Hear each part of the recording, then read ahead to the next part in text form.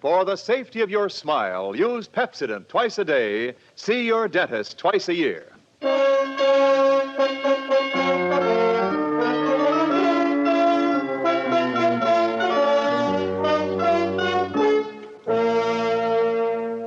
Lever Brothers Company presents the Pepsodent program, The Adventures of Philip Marlowe, starring Van Heflin.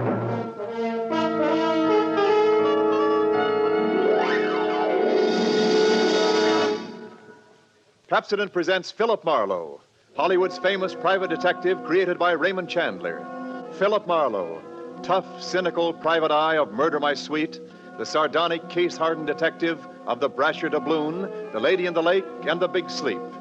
You've seen him in action in all of those top-flight mystery pictures. Now, in order that you may continue to enjoy this exciting mystery series, Pepsodent brings you The Adventures of Philip Marlowe on the air with a cast of noted radio players, and starring MGM's brilliant and dynamic young actor, Van Heflin.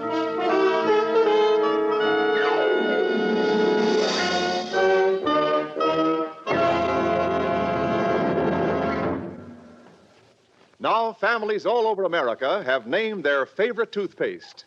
New Pepsodent with Irium. New fresh-tasting Pepsodent with the new cool, minty flavor. It's the 3-to-1 favorite over all other toothpastes. It's true.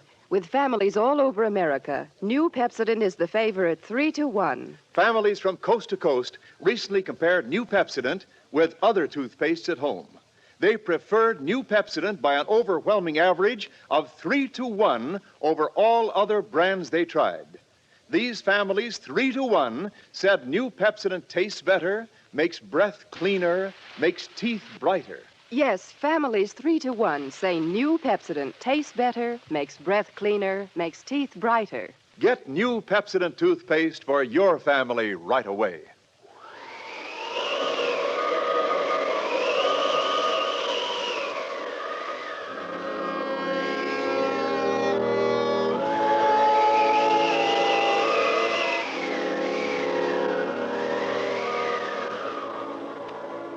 There was a rough desert wind blowing into Los Angeles that evening. It was one of those hot, dry Santa Anas that come down through the mountain passes and curl your hair, make your nerves jump and your skin itch. On nights like that, every booze party ends up in a fight, and meek little housewives feel the edge of a carving knife and study their husbands' necks. Anything can happen when the Santa Ana blows in from the desert.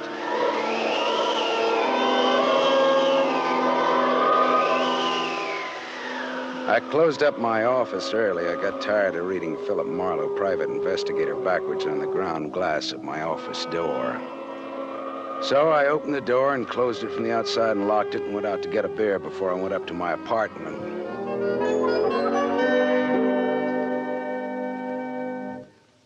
Filler up again, Mr. Marlin? Marlowe. Marlowe. Marlin is a fish. Yeah, I know. Hey, you bartender. Give me another rye.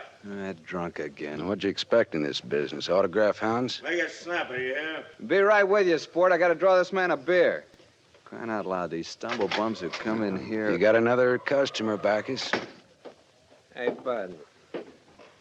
You seen a lady in here lately? A lady? Tall, good-looking, brown hair, a print bolero jacket, and a blue silk dress. No, sir. No, sir. Nobody like that's been in. All right, straight scotch, fast. I left my engine running out there. Yes, sir. Yes, sir. This slick-looking, sarcastic guy stepped up to the bar and drank his scotch whole. And he stopped. The drunk was grinning at him. And then, without changing his grin, the drunk swept a gun from somewhere so fast it was just a blur coming out. Made a couple of hard snaps, and a little smoke curled. Very little. All right, you other guys. Don't move. So long, Waldo. All right, don't move, you two. Oh, Waldo. But I made his nose bleed. So long, boys. Drink up. All right, get on that phone, kid. I'll get his license number. Holy smoke. Holy smoke. Too late. Drove away with this dead guy's car. Maybe he ain't dead. He's dead, all right. Where's your phone? This is for the police.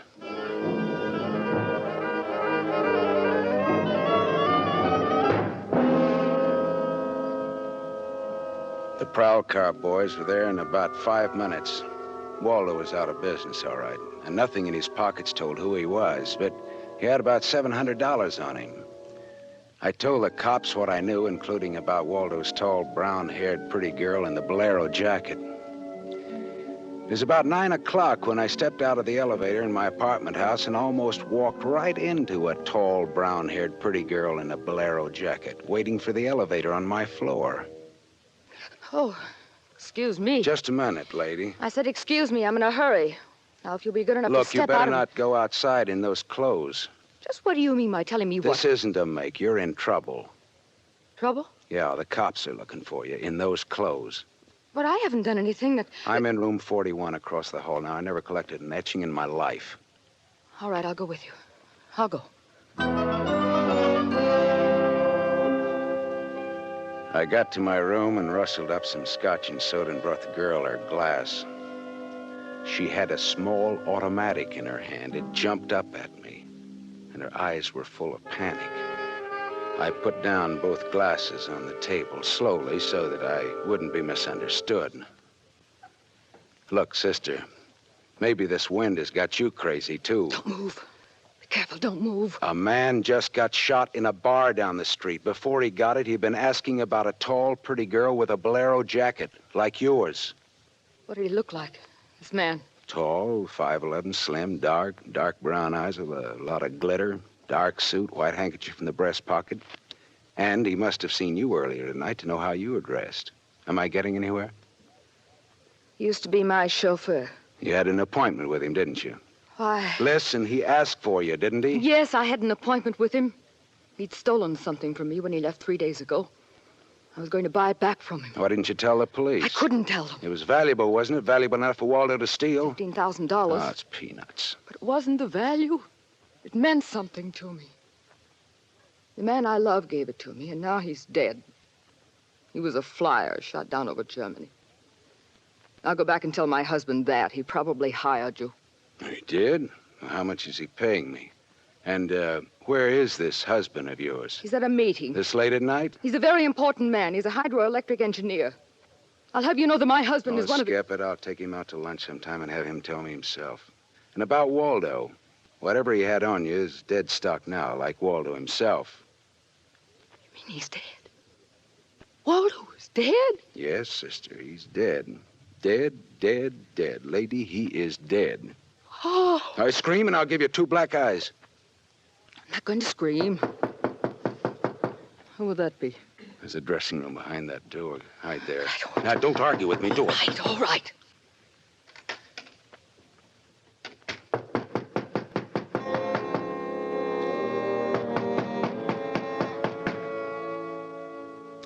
Then I went to the door, making a loud, yawning sound. The backs of my hands were wet. I opened the door. Without a gun, that was a mistake. I certainly knew the gun I was looking into, a .22 target automatic that had already killed 1 man that night. And I knew the bald head and the flat, shiny eyes and the face like a poisonous lizard. Baldy put the muzzle of his gun lightly against my throat. I backed into the room, and Baldy kicked the door shut. You alone? Look for yourself. I'm asking, not looking. I'm alone. You and that dumb bartender saw me dust off Waldo. What did Waldo do to you? Who's asking? Just making conversation. He stooled on me on a bank job we did together. Got me 4 years in Michigan pen. How is he? Dead? I'm still good, drunk or sober. Tell me why I came here, pal. You heard the barkeeper and me talking. I told him my name, where I lived. That's how, pal. I said why. Skip it. The hangman won't ask you to guess why he's there. Oh, you're pretty tough at that, ain't you? But you're slamming off, pal. All right, but you could get that gun out of my neck and try somewhere else. Oh, yeah, sure. Is this better? This suits you all right? Just so it isn't my neck. Say when, pal. It's your party. I leaned against the gun. The door of the dressing room showed a crack of darkness. The crack widened. I began to shake a little. The girl came quietly into the room, but there was white all around her iris. She was scared. She had her gun in her hand, but I was sorry for her. Dead sorry. She'd try to make the door scream. Either way, it'd be curtains for both of us. You scared, mister? You worried about any little thing? I couldn't talk. The girl floated in the air somewhere behind Baldy, and her horrified face was drifting toward us. My mouth was as cold and dry as yesterday's toast. Well, kid, how's it feel? You ready yet?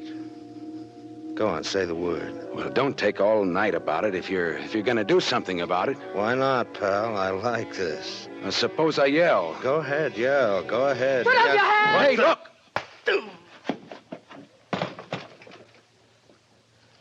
Oh, Thanks, sister. Thanks. That buys me. Everything I have is yours now and forever. is he dead? You flatter me no end, lady. I only punched him. All right, now get out of here while I call the cops down on this killer. Yes. Yes, good night. Good Hey, night. wait. Leave that bolero jacket here. It marks you for the cops. Oh, yes, here. Okay. See you again? Why? Oh, I don't know. No, I guess not. After all, who am I to be the rival of a dead flyer? I'll see that the police get Jesse James here. Good night, lady.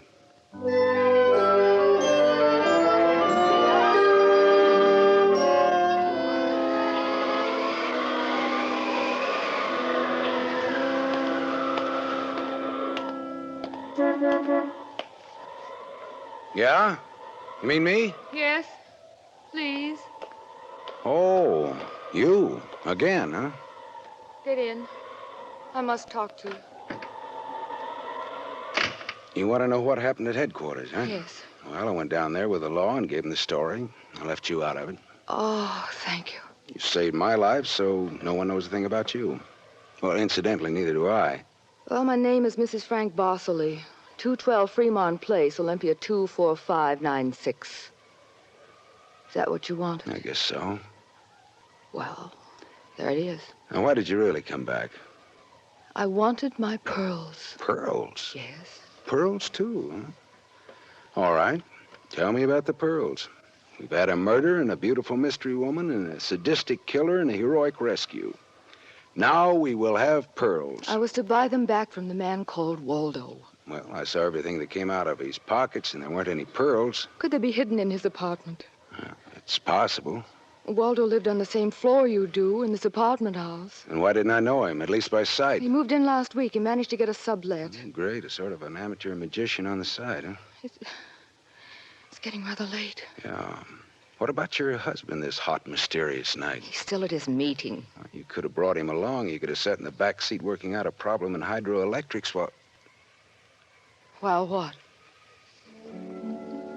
Well, I didn't have any answers. They wouldn't sound cheap or just ridiculous or from the sophomore class in repartee. I had an unlit cigarette in my hand. I threw it out of the window.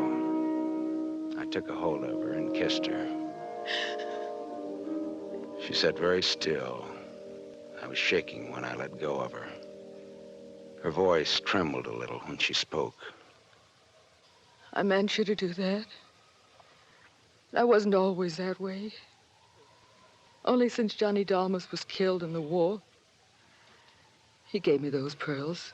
41 of them perfectly matched with a diamond propeller clasp. I'd have loved them if they'd been wooden beads because he gave them to me. I love Johnny. The way you love just one time. You understand that? What's your name? Lola. Lola, how did you explain a $15,000 pearl necklace to your husband? I told him they were imitation, then I bought them myself. How did Waldo latch onto them and what they stood for? When my husband was in Argentina, Waldo and I'd go for long drives. I was restless and wretched because of Johnny. Sometimes Waldo and I had a little drink together, but that's all. But you confided in Waldo about those pearls. I was a fool. And when your husband came back, Waldo stole the pearls and offered to sell them back to you, or he'd tell Papa, huh? I was a fool. And now you think the pearls are upstairs in Waldo's apartment? I suppose it's a lot to ask. No, sweetheart, I've been paid. I'll go look. Wait here, huh?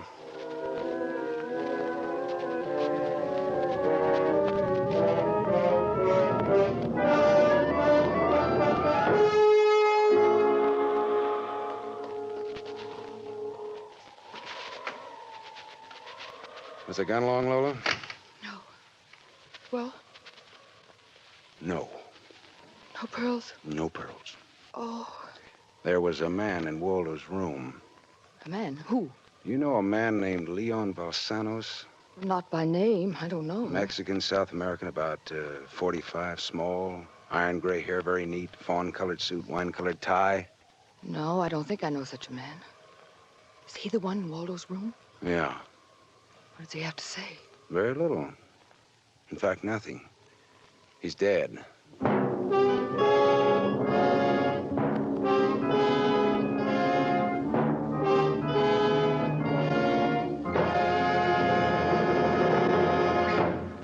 You are listening to The Adventures of Philip Marlowe, starring Van Heflin, with music composed and conducted by Lynn Murray. Yes, families all over America have named their favorite toothpaste. New Pepsodent with invigorating Irium foam. New, fresh-tasting Pepsodent with a new, cool, minty flavor. It's the 3-to-1 favorite over all other toothpastes. It's true. With families all over America, new Pepsodent is the favorite 3-to-1. The Farrell family of Evergreen Park, Illinois, preferred new Pepsodent on every single count. The Farrells say new Pepsodent tastes best of all, makes breath cleaner, makes teeth brighter. On all these counts, by an overwhelming average of 3-to-1, families prefer new Pepsodent over all other toothpaste they've tried. It's a fact. Families 3-to-1 say new Pepsodent tastes better, makes breath cleaner, and makes teeth brighter. Remember, this is not just our opinion. It's the honest conviction of the Farrells and other families who compared new Pepsodent with other toothpastes they had at home. Get new Pepsodent, the only toothpaste containing Irium. Get it for your family without delay.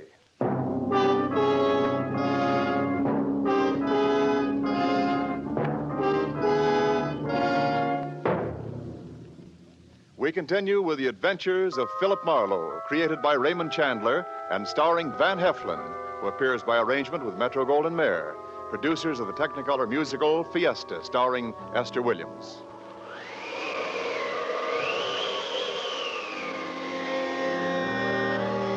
I sat with Lola Barsley in her car listening to that jittery, infuriating desert wind gallop around in the midnight streets. I just told her about the Latin-looking man I'd found in Waldo's room in a very dead condition. I held her hands until they stopped trembling. Then I gave her the few remaining details.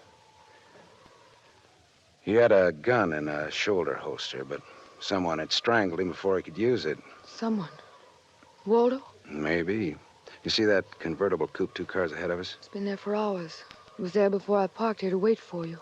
Leon, the man in Waldo's room, came in that car, but according to the key containers he carried, that isn't his car. Whose car is it? Does it matter? Well, it belongs to a lady according to the tag on the keys. A lady?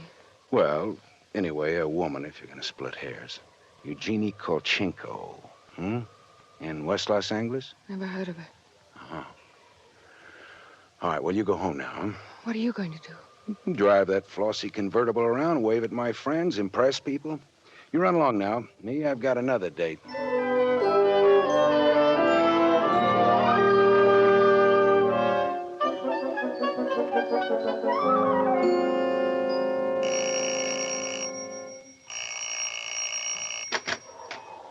Yes? What is it, please? Miss Eugenie Kolchenko, Yes? What is it? did you lose or misplace a pigeon gray convertible coupe? What are you saying? Now, don't be alarmed. I found it and I brought it home to you. Come in, please. It is a reward you wish.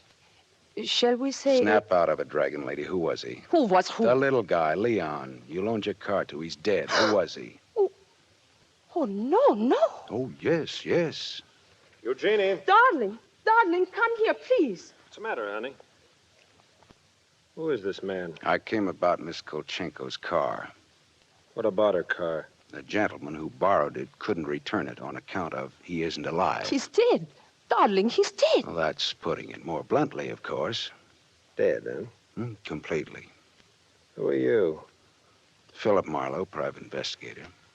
My card. Mm-hmm. You told the police yet? Never do at once what can be deferred pending negotiations. Aesop.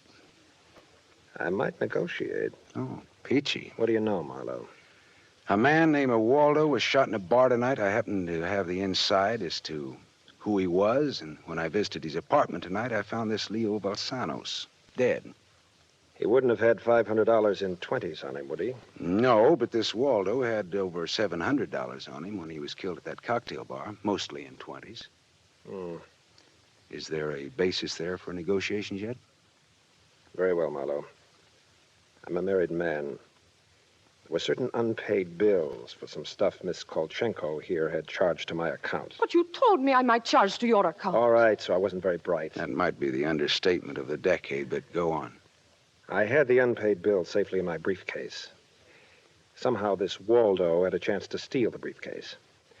I hired Leon and gave him $500 to buy back those bills from Waldo. Instead, Waldo took Leon's dough and was forced to kill Leon in the process. And then he went out to keep another date and accidentally walked into an old pal hostile enough to blow him down. And someone still has those bills. And I'm in for a divorce suit. The man who shot Waldo got away in Waldo's car with your briefcase in it. Yeah, that could be. The cops caught him. Oh.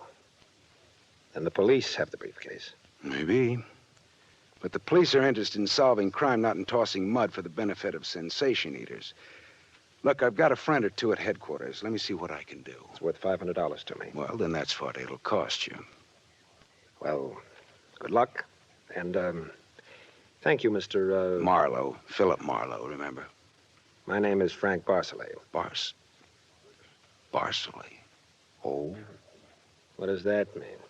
The big hydroelectric engineer? Yeah. How did you know? My voices tell me. Who?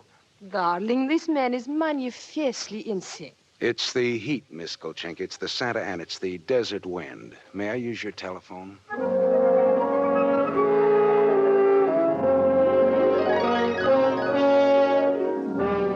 Someday I must tell you about Ibarra. Salt of the earth, Ibarra, detective lieutenant over at Central Homicide. I phoned Ibarra from Miss Kolchenko's house and told him where he could find a well-dressed cadaver named Leon and furnished a few small details.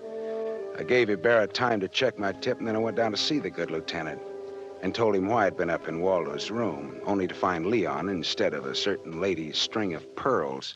Pearls, eh? Well, I thought Waldo might have them up there. Whose pearls were they? A lady's. Go on. Or they might have been in Waldo's car that Waldo's killer drove away in. Yeah. Oh, what, yeah? They might have. Also a batch of unpaid bills charged to the account of a certain Frank Barcelay? Yeah. Uh-huh. Well, now, the police aren't interested in domestic scandal. They want to prevent or to solve crime, right?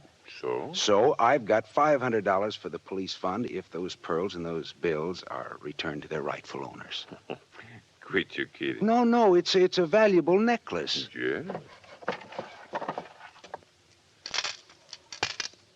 There's your necklace. That's it. 41 pearls, perfectly matched diamond propeller clasp. That's it. That's the one. Take it away, Marlowe. On the level? Just tell me straight what it's all about, all I ask. Sure. Well, this Waldo was blackmailing a wife with the pearls and her husband with the bills, a guy by the name of Barcelay. Well, Barcelay sent Leon to get the bills from Waldo. Instead, Waldo killed Leon, then stepped out and happened to get shot by that guy at the bar. Now, if Barcelay's name stays out of the paper, I get $500, and that goes to the police fund. We'll keep him out. Well, now, I'm not in this case for money. I just want to get back the bills and the pearls. As you say, Marlowe, the police aren't in business to sling mud. Well, you can deliver the pearls to the lady yourself if you like. No, She no, lives no, at... No, Marlowe. You better take them to her.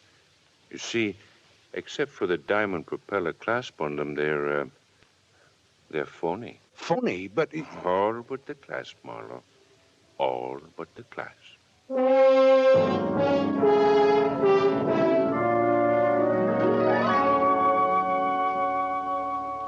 I stared at Ibarra.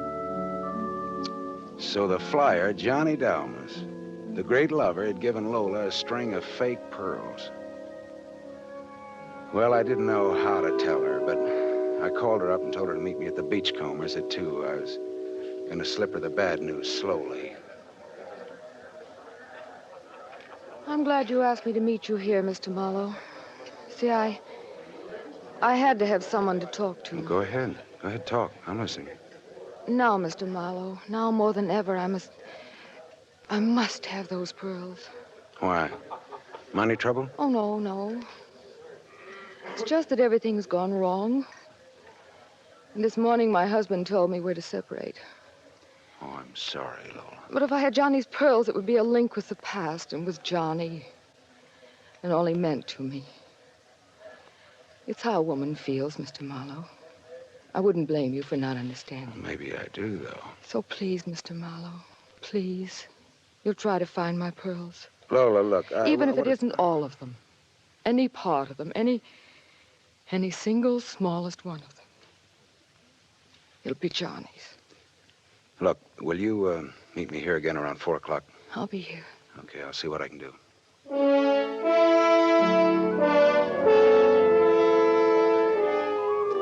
There was only one earthly decent thing I could do. I took Lola's glass pearls to a jeweler, and I had him take off the diamond clasp and put it on one of those strings of so-called simulated pearls that they sell you for $3, tax included. And I went back to keep my 4 o'clock date with Lola at the Beachcombers. Well, Mr. Marlowe, anything new? Yes, the police found some pearls in Waldo's car. They found my pearls? No, not exactly. Not exactly. Well, Waldo was getting set to gyp you, Lola. He had the diamond clasp of your necklace attached to a string of cheap imitations. And then he sold the real pearls. Oh, how... Oh. These are the imitations here. Yes. But it is my clasp. The clasp is real. Is that all right? Yes, it's the clasp that Johnny Dalmas gave me.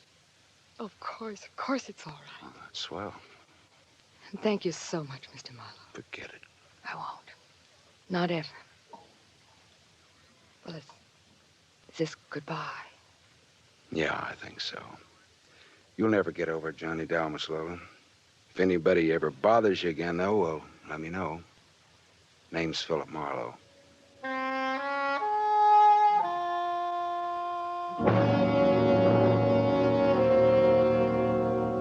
I drove almost to Malibu, and then I parked and walked out on a rock cliff jutting into the Pacific Ocean. Then I reached in my pocket and dug out the string of Bohemian glass pearls that Lieutenant Ibarra had found in Waldo's car. I cut the knot at one end and slipped the pearls off one by one. One by one, I flipped them into the water. The gull swooped down on them and then flapped up again, screaming indignantly. The phony pearls had fooled Waldo and Lola Barsley, but they couldn't fool a seagull. I said to myself, to the memory of Johnny Dalmas, just another four-flusher. I listened a while to the wheeling seagulls. All at once, I realized that the wind had died. The Santa Ana had blown itself out. The red wind was done. It was over.